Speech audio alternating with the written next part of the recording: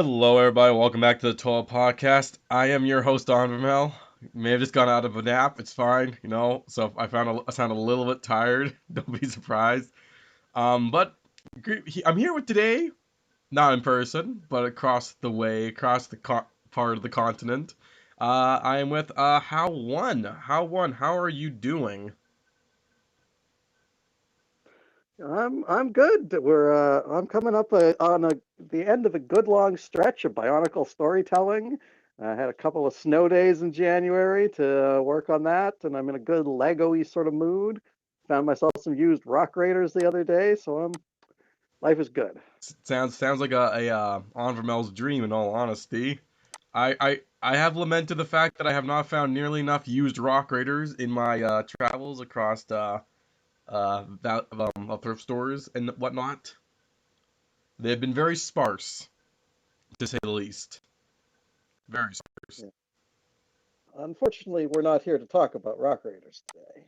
No, no, we are not. Today, ladies and gentlemen, we'll be continuing our discussion of various webcomics that we have created and are still working on in most of the cases.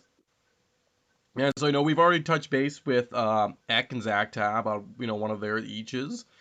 And, now it's time for Hau1, who I believe you have three ongoing ones. So I have, depending on how you count them, 5 webcomics, but one of them is our shared one, the crossover championship that we will Not get to quite count that one collectively yet. someday. Another one is Grandfather's Tale, which is not officially dead, but is sort of in a It's permanent well, hiatus. that'd be the same as my It's comic. only mostly dead. Let's be honest, that's about the same as my comic at this point.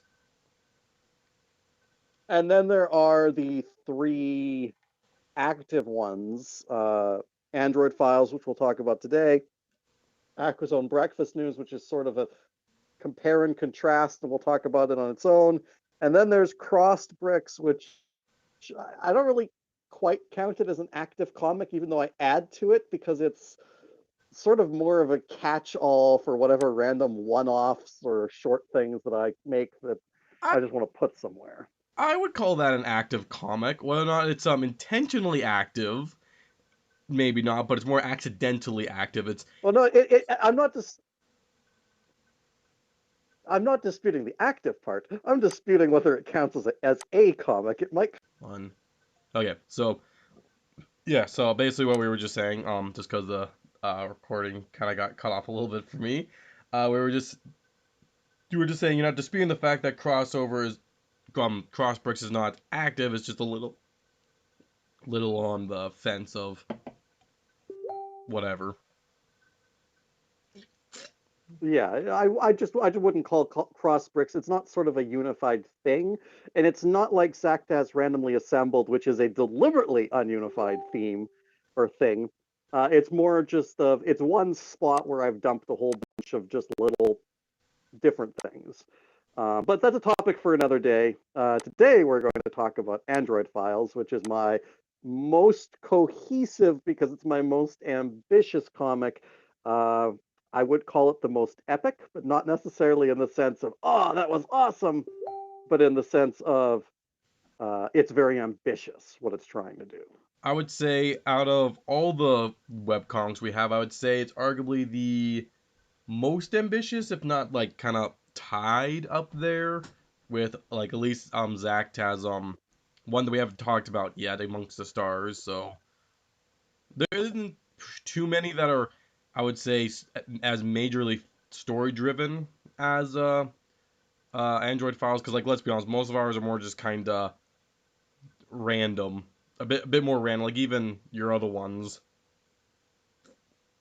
Yeah, with the exception of Zach Does Across the Stars and Android Files, most of our comics are just that. They're comics, and a lot of their inspiration is sort of the 4 panel comic in a newspaper. And even if it doesn't always visually look like that, it is more along those lines, a very short little arc with a tiny bit of a punchline, maybe. Um, but Android Files does not have that format, and that's maybe the best place to start with talking about what Android Files is to sort of talk about my Lego storytelling history, which it goes back to before you were born. This I wrote back my a long first time Lego. ago. Yeah, my first. I wrote down a Lego story and illustrated it in 1995, which I was 8 years old. You were not born yet. It's not a very good story. It's about the Imperial Guards building a new house, and it rains, When an age-old and they get rain sick. And there's really not much more to say about it. But it started in our childhood, a thing that I did a lot of, and therefore a bunch of the younger siblings sort of did it too, because that's what you did, of writing Lego books. well, And well, as an adult, I was gonna say, I sorry, continue. yeah, and as an adult, I kept my Lego collection and I did some stuff with it. But mostly the biggest thing I've done with an adult is I've wanted to keep writing more Lego stories. And in my early years, I did write more long Lego novels, let's call them. And as alluded to earlier, I am in fact in the middle of a Bionicle Renaissance that's doing a similar thing. See, But you don't actually get much hands-on use of your Lego that way. unless you're a mocker who consistently shows off his creations either online or at actual shows, yeah, and unfortunately, us as our family, we're not. We do love to create mocks, and some of us a lot more than others. But even then, for me, I'm probably the second highest into the mocking. Even then, I'm not really huge into that community or showing people. I am very much split down the middle, but Yeah. like with the storytelling, I think Zactat was saying at this point, pretty much everything he buys has a purpose, story related, at least as a way to um rationalize as to reasoning of wanting to buy stuff. And I can definitely get behind, understand the wanting just to write more stories because this last 3 months specifically, I have just actually been writing more stories to my Bionicle mocks that I have built. Like I'll build a mock and then I'll actually write a little short story to them, and that's been fueling a lot. So I can very much understand that the drive to this. Although you've at least always kind of written stories. Yeah, I've always written stories to some extent, and my biggest involvement in the Lego fan community probably was the year and a half to 2 years that I spent on ClassicCastle.com as a teenager. And the biggest involvement there was writing as a part of the Classic Castle roleplay, which was a massive text story written by members of that subforum. And so all of this is sort of my background to when I started making comics. Um, the first real comic project that I had was Grandfather's Tale, which was a castle story, and it started from really being a classic castle forum member. And it was a story that I was making myself, and format wise, it was the predecessor of Android Files, where the idea was is that I would make it a chapter or an episode at a time, and it was usually about 15, maybe 20 panels. They were single pictures of Lego with cap with the captions, what people were saying on it. So like a panel out of a web comic, but instead of multiple pictures being formatted together into a comic, it was like sort of like turning the I just need to know. so as a as a template, what I liked about Grandfather's Tale and what worked for me is that it was a little bit of a longer form. So an episode or a chapter as opposed to just a single panel. I didn't have to come up with a punchline every time, and this worked better for the more serious storytelling that I was doing. Hmm. So what you're saying is basically when you were But starting Grandfather's Tale, there was a consistent of a lot of Lego webcomics that were like actual comic strips and like I mean newspaper like funnies and all that. That was more of the standard. I would say that even today, most web comic Lego stories that have come and gone, or in the handful that still exist, and even in our family, tend to be you get you get one JPEG a week on your you get one update a week or a day or whatever it is, and it may have different panels in that image, but it's all at once. Hmm. Yes. Yes. And I could have gone that way, but what I did is I would upload a whole chapter or a whole episode, and so um, it was a different format. And at the time, I was just uploading it up onto Brickshelf, and then I put a Classic. link to every picture in the forums that I posted it in, and eventually in my blog when I had one. And the idea was, just click on each image in sequence, and that's your story. Pretty simple, not very complicated. You summed up Brickshelf. Um, and yeah, that's Brickshelf for you. And Grandfather's Tale was a good experiment, and I look back on it and I still kind of like what I did, and it's not so bad that I don't want to finish it. But what I was making it one episode at a time. I have now made something like 10 times as much Android files as I ever made Grandfather's Tale. Because in Android files, what I've been doing is I've been making a whole season at a time.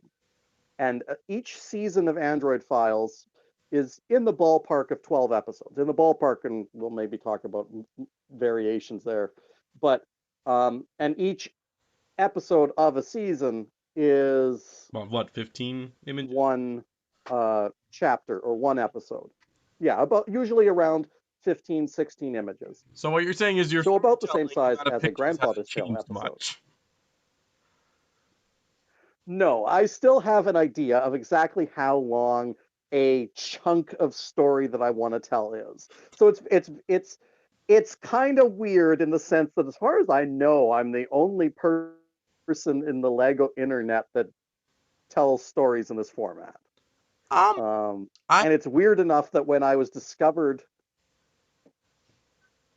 no, go on. You were about to I was going to unveil say, some knowledge. with my many times perusing Brickshelf, which I do from time to time, I have come across other people who use the same format as that you did for Grandfather's Tale, but it's only on Brickshelf I've come across that, which is the only way to really do something like that on Brickshelf. So perhaps perhaps we can call it the brick shelf format. And I am the one stubborn soul that has soldiered on, keeping that format in a non brick shelf world. So Grandfather's Tale was during my college years. And after college, I started work and it fizzled out. And when I wanted to take up comic making again in my working years, a big thing that was important for me was not having to do work every single week because I was working too much for that. Yeah, I might have time off, but I didn't have enough time weekly to make a weekly comic. By this time, I'd actually tried because by this time I'd started Aquazone Breakfast News, which again we'll talk about again, we will. but it's a more conventional comic in the sense that it's a one panel or one image. Here's all your panels. Here's all your information, and not a whole chapter or an episode. And that worked great while I was in grad school and had no job. And then when I just had no job. But once I had a real job, it fizzled out right away. You can look at my archive and see exactly where I got a real job because that's where it goes from being every week to giant hiatuses. Yeah, I So remember when that I quite well. got ambitious again, where I was like, I want to do a story and I want to tell something a little bit more Grand. drama and less comedy. I need to build it in a way where I can make it all at once and post it over a longer period of time, but it's okay if I stop updating. So that's where the idea of doing it in seasons came from. And that's sort of been a major part of Android files because what it also let me do is it allowed me to write ahead a lot farther. Aquazone Breakfast News had no script. It still has no script. I don't write anything for Aquazone Breakfast News. And That's actually true of pretty much everything in Crossbricks, and that's true. And, That was true of true Grandfather's how I Tale to write an too. extent as well. I don't write scripts ever. Uh, so with Grandfather's Tale, because it was around long enough and it evolved, I started to get an idea of what was happening. But I always sort of just took the pictures and then put text on it, sort of knowing what was happening. With Android Files, I finally flipped the script, so to speak, and actually wrote a script. That's a bit And commitment to that was this. these things. It is more of a commitment, but it also meant I became more organized. I, So as Android Files has come along, I have become almost, let's not say scientific, but I have a process for how I make each season. It starts with writing out an outline, and I actually have a season by season outline right now that goes 20 seasons total, more or how less. many seasons are you in And those are right now? very, season 11 will premiere on Sunday, February the 20th. Sooner than I thought. Sooner than I thought. Yes, yeah, we're going to get the hiatus is ending tease tomorrow. Hmm. So, but that'll be live by the time this podcast airs. Um, So this is maybe. Wait, when or is the not teaser coming out? Sunday the 20th. Yeah, this will be live a little before that. So good timing, good promotional timing. All right, well, like I say, my Um, 3 subscribers who aren't you who watch the podcast will hopefully check it out. I know I apologize for your drop in viewership on this one because I may not be listening to it. Uh, well, Anyway, look at it this way. I'll have Eck listening to it. so this one has a plan. Um, but maybe it would be actually make more sense to back up and talk about where we started because the whole plan did not exist when I started. When I started, I had a 1 season idea, and it was basically this is going to be simpler than Grandfather's Tale. I'm just going to use paper for the backdrop, just a blue wall, or like just a blue piece of paper for the sky and a green piece of Good. paper for the ground, and I'm going to use some simple town sets. And the plan was it was going to be very simple, unlike Grandfather's Tale. Because Grandfather's Tale, because it was a castle story, was going to be an epic and it was complicated, and I was using outdoor shots. And looking back on it now, it's actually kind of quite simple. But the goal with Android Files wasn't to be an epic, even though it's become that. The goal of Android Files was just to tell sort of a story based around my oldest town set. Yes. Which I don't remember that first season, So our story opens. but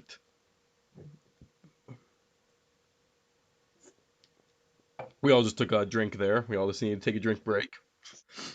But just I don't remember that first season. Well, I do a lot of When I remember, you basically had a cute little story that set up a mystery. yeah, it was basically a little mystery. You've got your three heroes. We sort of get to learn their characters, and they just stumble on these android bodies, which were classic UFO figs from 1997. Classic. And ooh, what's going on here? Why do they have pictures of us inside them? And ooh, it turns out that the Gator Gang is involved, and but already in that first season, there was the idea, oh, we've got these things from space that are in town, and this is going to point us towards pirates. That's a So you got natural three logical major progression. themes right there. There are three major themes right there. So already from the very beginning, there's sort of this idea that, well, we're probably going to tell a big romping story that involves different types of Well, Lego. look at that. You've already got future, past, and present for technical Lego themes, so in a generic sense, you already have like the full Lego spectrum about where timelines and technology land. And the big one missing, if this were a comic that I'd made in, say, 1990, when those were the four types of Lego, is Castle. And the running joke at this point is that we're never going to get to the Castle realms It does feel like because I'm really itching for it. fairly it was so season two is sort of when stuff gets rolling a little bit for where are we going? Are we building a big story? Season one ended with a cliffhanger. They're in the pirate lands, and oh boy, Redbeard's out of his cage, and what's going to happen next? Well, what happens next is that he kidnaps Nick. Bodhi and Carla escape. Bodhi, Carla, and Nick, by the way, are not Lego figs that you will find in any Lego magazine. They are the three generic town figs from this set that my brother and I, the Lost T.O.A, and I each had as kids. And um, so season two is sort of about Bodhi and Carla trying to get help to go back and rescue Nick. And they find that help first in a pirate, Rummy, who was my first pirate fig, If I'm correct. and later in a cowboy in the Wild West, who's actually one of my first castle figs. Yeah, anyone But so um takes a look at this can probably see things spiraling out of control and opening the doors to a whole lot of other possibilities.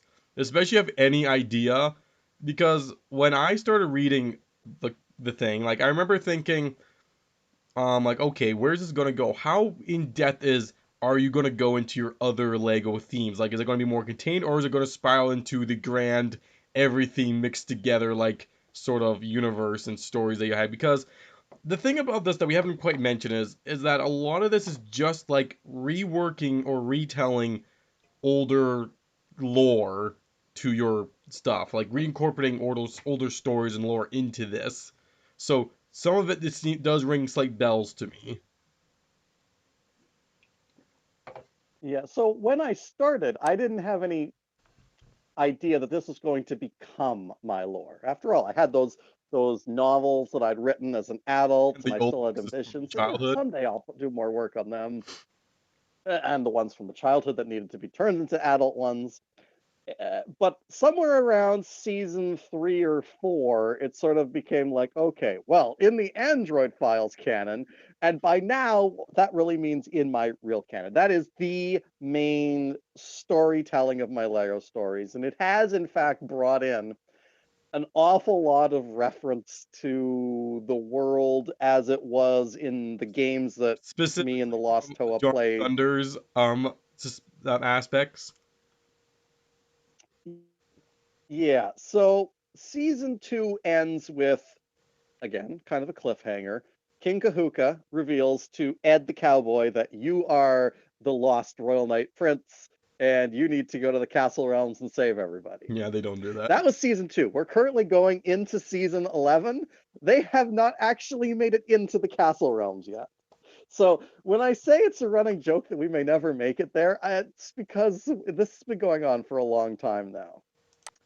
And in season 3, that is when it really sort of became kind of apparent to me that, okay, yeah, we are dealing with something that I've got some ambitions on, uh, including Ed as the heir to the Royal Night Kings, touches on some of my very deeply favorite held castle lore, which is kind of Tolkien based a little bit. Like if you wanted to say Ed is a kind of an Aragorn, the lost prince who has to return to his throne, you would be right.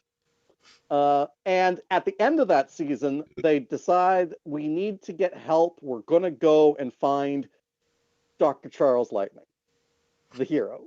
But of course, if you go for Dr. Charles Lightning, turns out he's actually an old archaeologist. But guess who's hanging out with him?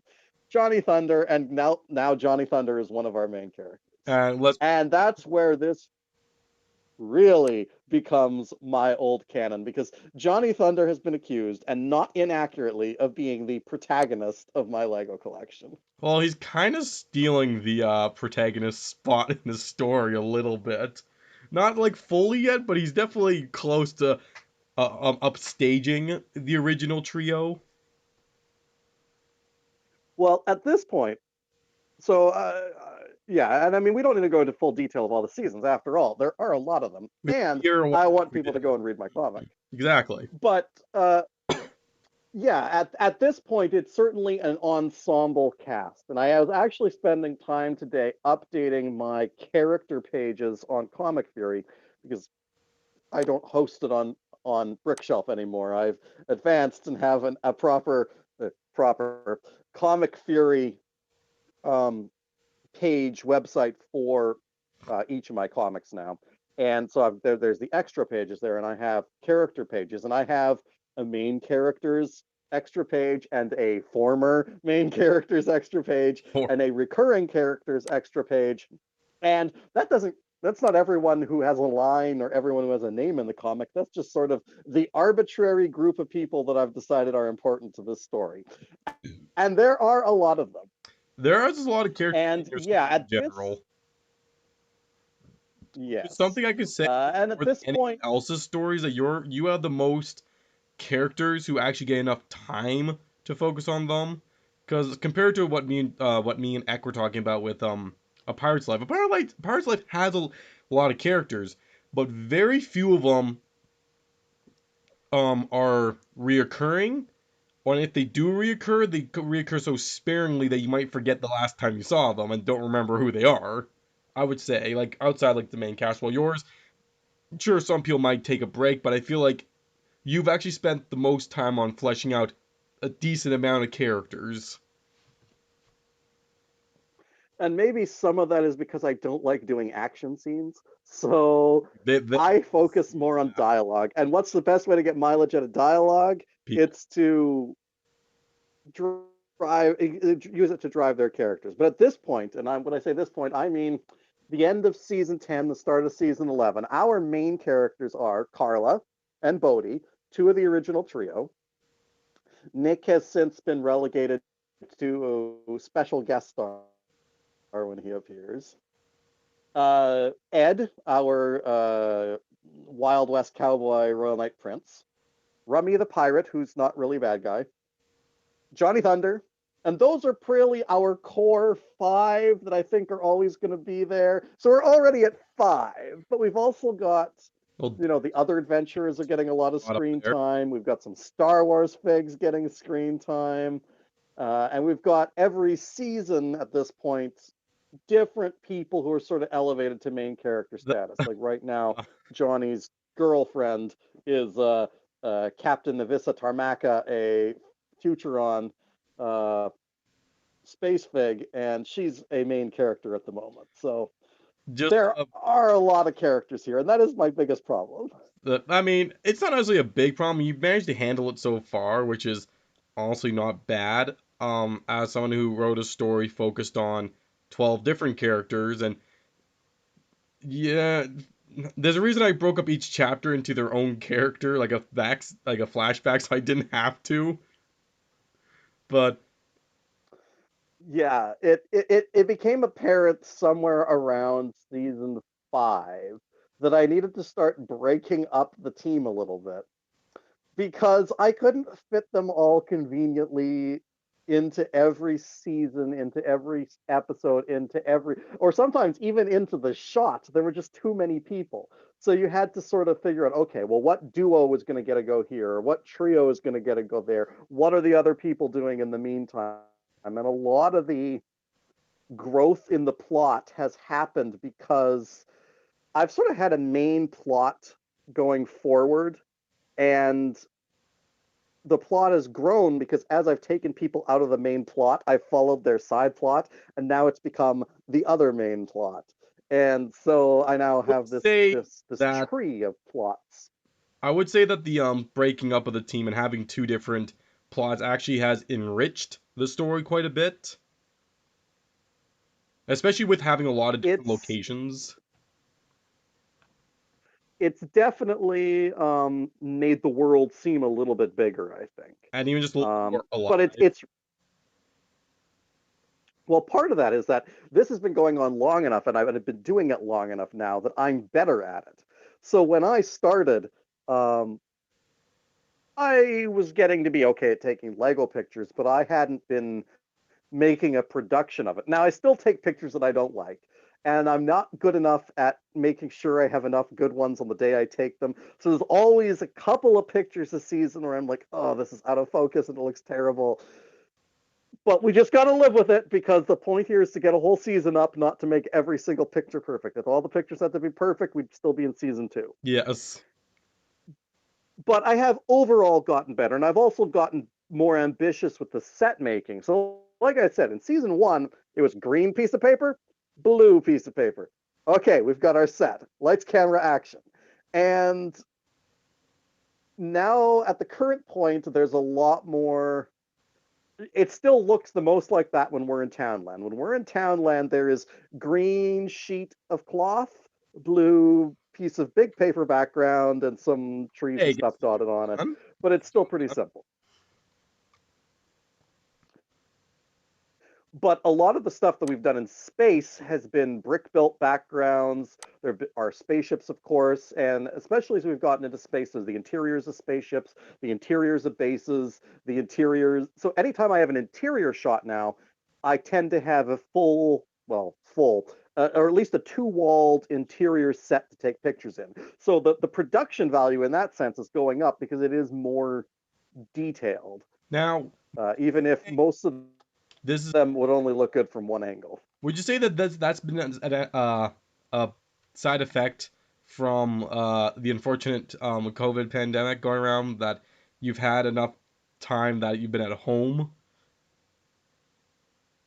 So I would definitely say COVID has accelerated things. COVID hit for me right as I was ready to do production on season six. And at that point, I'd basically done one a year. And there was actually a point where it was a good thing I was doing in seasons because there was a pretty big gap between season two and season three.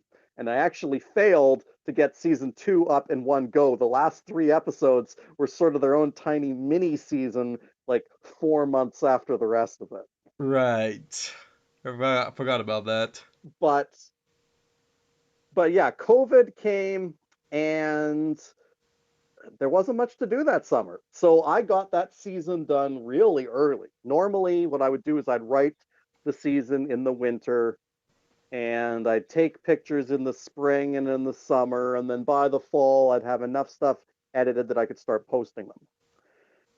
Partly because of COVID, I had more time for all of that. But also, the big difference is when I started writing my scripts on the computer because it meant a couple of things. One, it made it a little bit more likely that I was going to plan out on the computer what I needed for locations to take pictures of. And planning that has been really important because it's meant that I've been able to sort of have a checklist. Okay, I need pictures of this. Here are all the shots that I need to take from it. And it's also meant that when I get to the point where, okay, I've got all the pictures are all edited, I can now just copy paste the dialogue from the script rather than having to type it all out again. Yeah. So it is Sorry. work, but it's made the process a little bit more, for me, fluid. With the result that in 2020, I had 2 seasons up. In 2021, I had 3 seasons up. And it's likely enough that I'm probably going to have 2 seasons up this year. Season 11 is going to go up, as I said, basically in 2 weeks. And that'll run through the spring sometime. So most likely I will do season 12, take pictures in the spring and the fall, or in the spring and the summer, and post it in the fall. Very exciting stuff, I'm not gonna lie. I definitely am looking forward to this.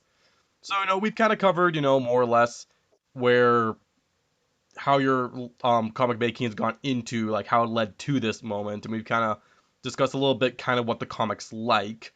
I definitely want to add, because I would say, unlike a lot of our other comics, where it's basically been its own, like a new way of looking at our Lego stories. Like, let's say Zach Taz, Brandon Summer was very much just making using Lego to make a comic strip rather than writing a Lego story. I would say would be a fair assessment.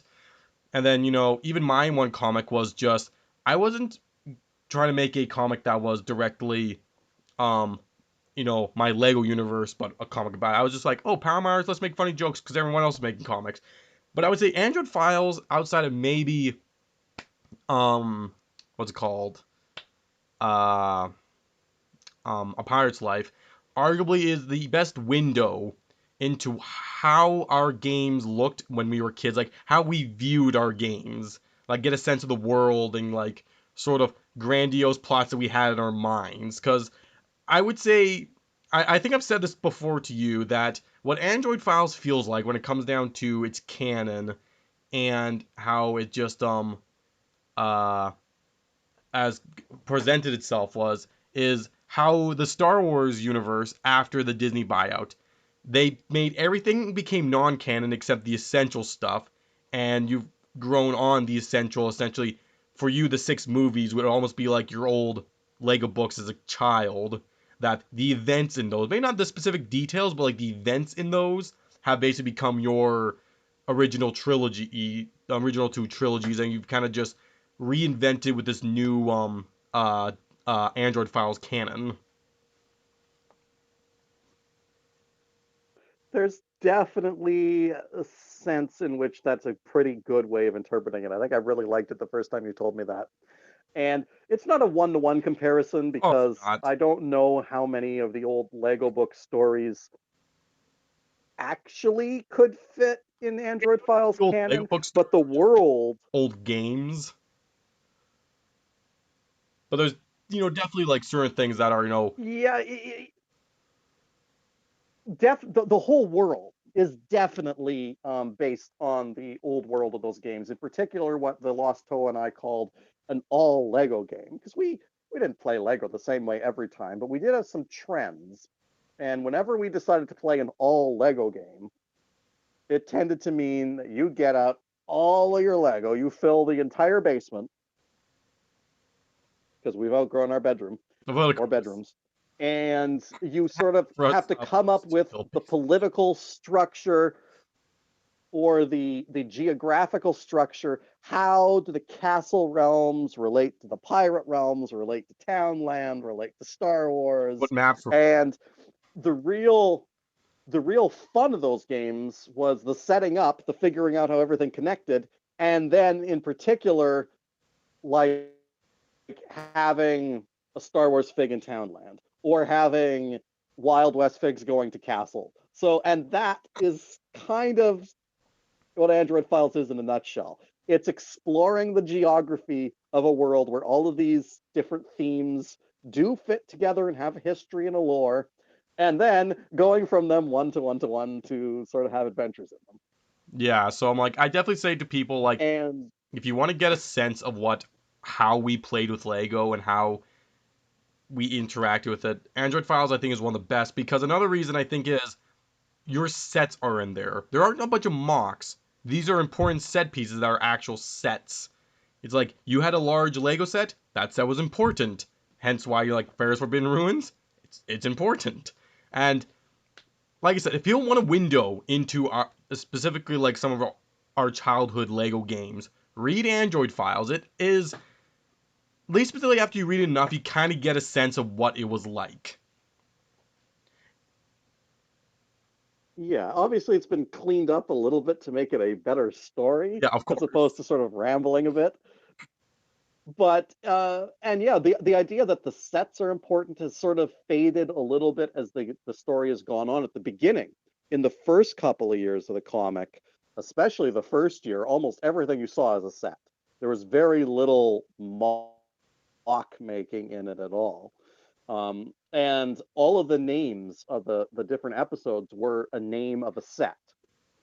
As the story's gotten more complicated, that has become rarer and more stuff has been built. But I still really get a thrill of being able to incorporate a set into the story, and occasionally even the set name as a chapter title. And in a way that kind of parallels the development of how we've used Lego and viewed Lego. We started off just having some sets, and as we've gotten older and acquired more stuff, we have more and more and more loose bricks and mocks and stuff built up around it, but the sets are sort of still there at the core. True, true.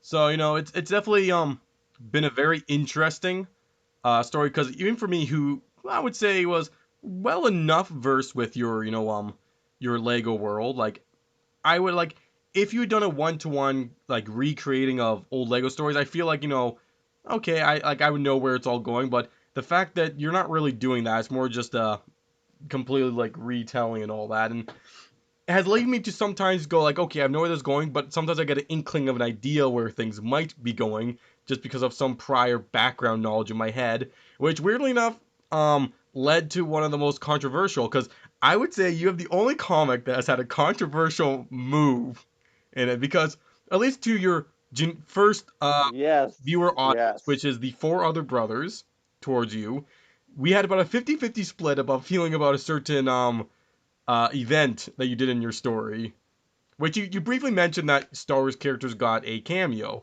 To what extent, I'm not going to say, but let's just say myself and the Lost Torah are both skeptical about the idea of bringing Star Wars into this universe. That was very um your characters, all this, while the other brothers seem to be really rather for it or neutral. But it was like the one time that it seemed that one of our comics had stirred the pot a little bit.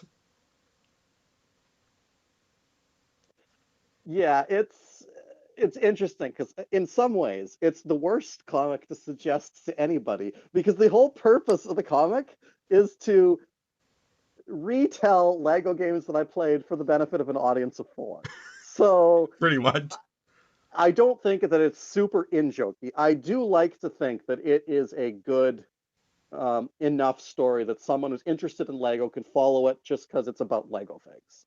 But it was a very, very big deal at the end of season 6. They're in space, and up to this point, we haven't had a single licensed fig. It has only been either completely made up characters like Bodhi and Carla, or it's been Lego made up characters Dash like and Johnny Johnny. Thunder and Benny. And at the end of season 7, which is also when the team splits, this is the real split. We've had a couple of go off for a couple of episodes before. This is the first real split. Half of them go through a wormhole, and half of them are trapped on the other side. And we spend season 7, which is a little season, and it's the shortest season in the series. And, and it only actually happened because of COVID, where I had enough time to explore it properly. We were supposed to go through the wormhole right away. But instead, I'm like, well, I got some time. Let's explore what Johnny and Bodhi are doing. And we actually I got some of my favorite episodes out of the entire series doing that. But it prolonged the question of, well, where did they go? Where are they going? Are they going to find Khufu, who's the big bad guy at this point? And we get back to them at the start of season 8. Okay, we're finally going to see where Carla and Rummy went and Ed. And okay, the Galaxy Explorers crashed on this planet. To be And honest, you did the most classic okay, it's maneuver mysterious. that Star Wars could do. They found themselves on Tatooine because it always ends up there. Yeah, they're on this barren planet. Carla's asleep. What's going on? We're being shot at. They take out the shooter, and it's a Tusken Raider. Cut to black. And oh crap, he's taken us to Star Wars. Yes, controversial decision, very controversial decision. And I would say, and I played that very close to the chest. Zachtan knew that I was going to Star Wars, but that was about it. And I told Zachtan nothing of what I had planned, which means that as the season's going on, at the beginning, it seems like I'm really playing it, Lego well, cheese. boring. Very close, very close to the plot of A New Hope, sort of. Or like, okay, we've landed on Yes. Tatooine just as A New Hope's getting started. And are we really going to go do all of the Star Wars movies with just extra people watching? And at the end of that season, I sort of really open up and show that this is not the same Star Wars as the movies. It takes a lot from it, obviously, such as I characters and would say locations and stuff, but there's other stuff going on here. the thing is, I see. I warmed up to it. You know, nearing the end. Like I kind of warmed up to it, and it's still one of those things where I'll admit I still have a certainness where I'm like I would have preferred no stars, but I'm glad with what we got, and I think mostly just because I was more interested in the story on its own rather than a part of Android because I was I'm interested in this story and this re viewing of like those events, and I'm curious how this plays out. As to it connects to the grander story of Android Files, I still have my things, but I do understand that also because these are essentially reworking old Lego games and plot points essentially or ideas into a more modern story. Well, your Star Wars had a very important part in your older games back when you were a kid. Yeah, back the time frame that we're talking about for Lego games, particularly the ones that are providing lore for this, Star Wars was a big and important theme. We played a lot of Star Wars Lego, and in an all Lego game, those guys with the lightsabers they were pretty cool, so they got a lot of screen time. And let me tell you though, the special effects that I use to try and make the lightsabers look like lightsabers in the comics, I'm so looking forward to not having to do that anymore, Yeah, because that adds so much time to the editing of those chapters. Zacta can But agree with that. I'm also really happy with them. Well, it's very effective, but I know Zacta, who But has an All Stars comic, says that it is quite time consuming. yeah, I mean, I've gotten to the point where it's not hard, but it adds time versus just Well, that's how crop, I feel about cropping pop the images. contrast a little bit. But it's like, same as cropping Lego images and putting them on the background. Like, we all know how to, like, I can do it quickly. Like, I've gone a lot. I've perfected the art of cropping images on MS Paint. All right? But it takes a while. Like, I can crop a Barnacle in MS Paint in, like, 15 Yeah, minutes. that is impressive because I do not crop Bionicles in MS Paint. I do actually use slightly more advanced photo editing, though you wouldn't know it from the speech dialogue, because I actually still put the speech on using Paint. And that's partly just because I don't want my comics look to change. It's been consistent since the first day, and I don't want to change that. But I've used photo editing, usually using GIMP, which is sort of a open source version of Photoshop. A, because it was free, and B, because I've been using it for like 15 years at this point. Yeah, I need And to go back to using uh, GIMP one of these years for anything. I was shown how to use it when I was in high school and never really, it's after that. And I kind of forgot how to use it. I think I have it on my computer still. it's definitely more complicated than Paint, but it does let you do a little bit more than Paint. A lot more than Paint. But yeah, so we're sort of coming to the point of wrapping up the Star Wars leg of the story. Season 9, for the people stuck on our side of the wormhole, ended up with them getting to the, well, sorry, not a wormhole, it's a portal. Ended with them getting to the portal, and they're going through. Season 10, for the people already in Star Wars, ended with them reaching the Sphinx's secret surprise and Khufu finally reawakening. So we are now at the Probably one of point the most where the dramatic two events threads of to the possibly story happen. should come back together. Let's be honest, Will what a very possibly dramatic happen? event to happen, especially because a lot of the whole series has been leading up to this specific moment. That it's like it's probably the biggest event to happen yet so far, and the stakes have just doubled essentially at this point It is now. it is certainly a bit higher stakes season end than most. So there's usually been sort of a big moment at the end of each season, but they're not necessarily big in, oh, this is going to have an impact on the entire Lego universe. I think More the like, large okay, that impact was a was big with the adventure. Ruby. Not wanting to say too much, but that was like the end of Depending on how you season look at it. 4.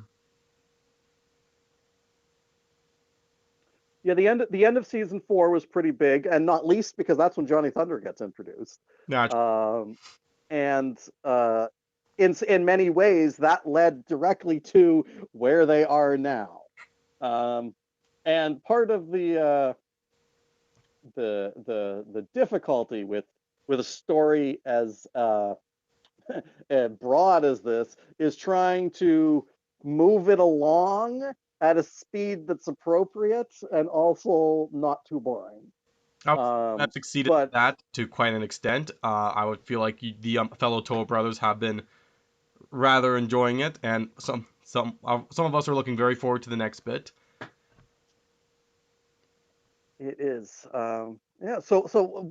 I've talked in a lot of general terms about what I think about this. Are there any smaller term things that I need to, any questions that I need to answer? I mean, I would say we've gone through most of it. I mean, usually at the end of these ones, I like to ask at least a couple questions. One of which is a big point is the two main questions I usually ask the authors at this point is first off, do you have like I generally it's a two-part question I ask them. Do you first off have like an end in mind for the story? Because a lot of our stories are just kind of keep going until they're on Steam, and as well as that, do you have like is there any large ambitions for this that you still want to reach? So I don't have a definitive end in mind, but I also don't plan to keep doing this till I die. We So got. one of the two things is obviously going to happen. I'm either just going to update for the last time, and that'll be it. And I don't want to leave it on an unfinished note. So I do think at some point I'm going to say, okay, it's time to wrap this up and pick the Lego up off the floor. What am I going to have as the grand finale? Um, and I have and so I've said that I already sort of have a basic outline that would take us to around season 20.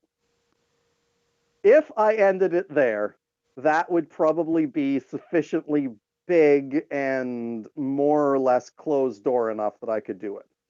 The problem might be that around season 17, as I'm getting closer to it, I might develop more ideas and have an outline going to season That's 30. the problem I believe X been So having with we will those. see. The the other half of that, is there anything that I specifically want to do or want to achieve? I guess what I want to do is I want to get to the castle realms. Yeah, we do too. We want you to get to the castle as um, well. and I want to do the love story of Johnny and the princess, or the effects of it. I want to deal with that, and I want to do it right. That's also the I That has most sort of been the want to biggest, see.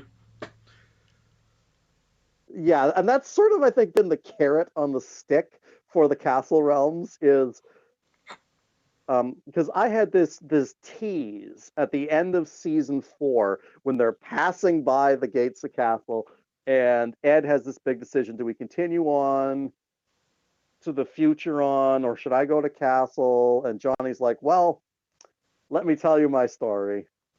And Johnny's story is just enough of a hint of his troubled, heartrending love story with the castle princess.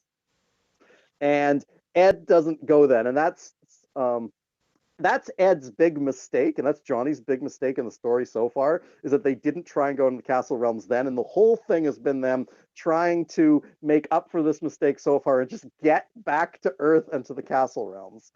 Um, and I think because we've sort of know a little, and the story of Johnny and the princess is one that comes out of my childhood books more than anything else. I wrote a story called An Adventurer in King Lego's Court, which was really just about Johnny Thunder goes to the Castle Realms, he defeats Sir Cedric the Bull in a tournament, and Princess Storm is saved. Yay, the end. Johnny goes home. A classic tale of But it's this little nugget of story that has like bothered the clam, and the clam keeps adding to it and adding to it and adding to it, and now we've got this pearl of a story. Hopefully it's a pearl. And I really want that to be like emotional and impactful when we get there. And so it's this really big thing for me, even if it's not necessarily the biggest part in terms of the epicness of the story. It is something that I really want to do well. And we're getting to the point where it's only maybe 2 years away. So bit of a time crunch. that's the big thing I want to accomplish. All right, well, But I yeah. think we've gone to the end of our time. We've been here a little while now, so and we've discussed a fair bit, and but obviously not spoiled too much for if people do want to read it. Like I said, we don't have too many viewers, but if the few that have made it, if anyone's made it this far, I implore you to read them again. Link in the description, as I always I've been doing these. Yeah, no, it's always nice hearing exactly. I mean, like a lot of this information I probably have heard before, so but everyone out there necessarily hasn't. And yeah, no, it's been really cool. We'll talk with you again about Axel Breakfast News soon enough. I don't know exactly when. I'm probably gonna go switch back to Zach Tab for the next one. So until then, I have been Onvermel. This has been the T.O.A. podcast, and we are retiring from the night.